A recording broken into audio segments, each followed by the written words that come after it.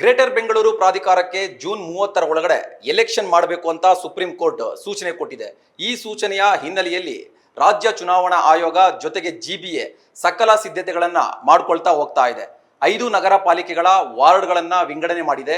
Ward war ಮೀಸಲಾತಿಯನ್ನು ಕೂಡ ಪ್ರಕಟಣೆ ಮಾಡಿದೆ. ಜೊತೆಗೆ ಅಂತಿಮ ಮತದಾರರ ಪಟ್ಟಿಯನ್ನು ಕೂಡ ಬಿಡುಗಡೆ ಮಾಡಿದೆ. ಅಲ್ಲಿಗೆ ರಾಜ್ಯ ಚುನಾವಣಾ ಆಯೋಗ ಯಾವುದೇ ಸಂದರ್ಭದಲ್ಲಿ ಬೇಕಾದರೂ ಜಿಬಿಎ ಎಲೆಕ್ಷನ್ಗೆ ಡೇಟ್ ಅನೌನ್ಸ್ ಮಾಡಬಹುದು ಅನ್ನುವ ನಿರೀಕ್ಷೆ ಇತ್ತು.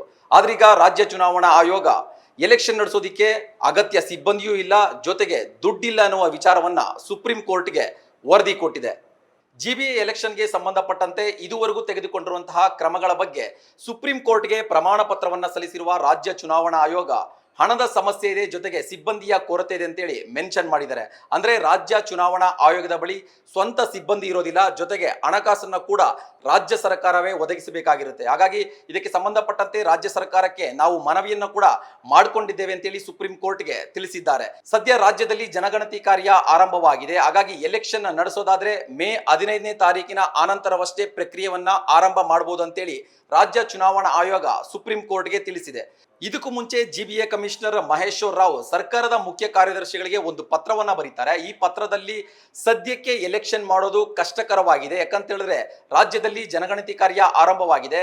ಸುಮಾರು 25,000ಕ್ಕೂ ಅಧಿಕ ಜನರು ಇದರಲ್ಲಿ ತೊಡಕೊಂಡಿದ್ದಾರೆ. ಹಾಗಾಗಿ ಸದ್ಯಕ್ಕೆ ಎಲೆಕ್ಷನ್ ಮಾಡಿದ್ರೆ ಸಿಬ್ಬಂದಿಯ ಕೊರತೆ ಉಂಟಾಗುತ್ತೆ. ಇನ್ನು ಮುಂಬರುವಂತಹ ಜೂನ್ ತಿಂಗಳಲ್ಲಿ ಶೈಕ್ಷಣಿಕ ಪರೀಕ್ಷೆಗಳಿಗೂ ಕೂಡ ಸಿಬ್ಬಂದಿಯನ್ನ ನೇಮಕ ಮಾಡಬೇಕಾಗುತ್ತೆ. ಹಾಗಾಗಿ ಎಲೆಕ್ಷನ್ ಅನ್ನ ಸೆಪ್ಟೆಂಬರ್ 30ರವರೆಗೂ ವಿಸ್ತರಣೆ ಮಾಡಿ ಅಂತೇಳಿ ಒಂದು ಮನವಿಯನ್ನ ಮಾಡಿಕೊಂಡಿದ್ರು.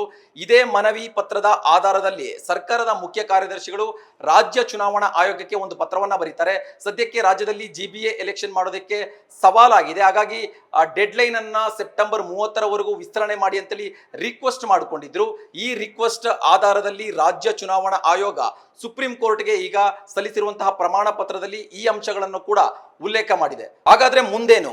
ಈಗ ಜಿಬಿಎ ಎಲೆಕ್ಷನ್ ಭವಿಷ್ಯ ಸುಪ್ರೀಂ ಕೋರ್ಟ್ ಕೈಯಲ್ಲಿದೆ. ಸದ್ಯ ರಾಜ್ಯ ಚುನಾವಣಾ ಆಯೋಗ ಸಲ್ಲಿಸಿರುವಂತಹ ಮಾಹಿತಿಯನ್ನ ಪರಿಗಣಿಸಿ ಸುಪ್ರೀಂ ಕೋರ್ಟ್ ಎಲೆಕ್ಷನ್ ಡೇಟ್ ಅನ್ನ ಪೋಸ್ಟ್ಪೋನ್ ಮಾಡಬಹುದು, ಅಥವಾ ರಾಜ್ಯ ಸರ್ಕಾರಕ್ಕೆ ಚಾಟಿ ಬೀಸಿ ಜೂನ್ 30ರೊಳಗೆ ಎಲೆಕ್ಷನ್ ನಡೆಸಲೇಬೇಕು ಅಂತ ಸೂಚನೆ ಆದ್ರೂ ಕೊಡಬಹುದು. ಸದ್ಯಕ್ಕೆ ಒಂದಂತೂ ಕ್ಲಿಯರ್, ಜಿಬಿಎ ಎಲೆಕ್ಷನ್ ಮಾಡೋದಕ್ಕೆ ರಾಜ್ಯ ಸರ್ಕಾರಕ್ಕೂ ಆಸಕ್ತಿ ಕಾಣ್ತಾ ಇಲ್ಲ, ಈ ಕಡೆ ಜಿಬಿಎಗೆ ಕೂಡ ಆಸಕ್ತಿ ಕಾಣ್ತಾ ಇಲ್ಲ. ಕ್ಯಾಮರಾ ಪರ್ಸನ್ ಶಿವಾನಂದ್ ಜೊತೆ ಭರತ್ ಕೃಷ್ಣಪ್ಪ, ನ್ಯೂಸ್ ಫಾಸ್ಟ್, ಬೆಂಗಳೂರು.